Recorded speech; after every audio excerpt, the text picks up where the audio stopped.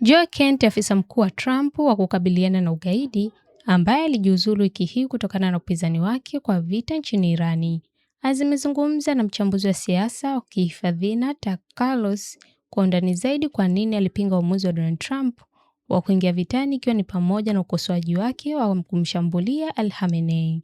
Operesheni ya Marekani na Israeli iliyomuua kiongozi mkuu wa Irani Al-Khamenei ilikuwa jambo la mwisho ambalo tulipaswa kufanya, Kent alisema.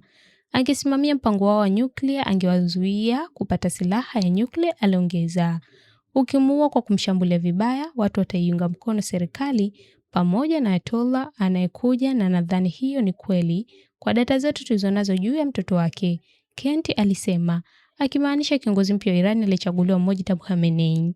Saa moja baada ya mahojiano wa bwana Kent na Tucker Carlson kupeperushwa, iliripotiwa kuwa FBI ilikuwa ikichunguza msimamo wa bwana Kent.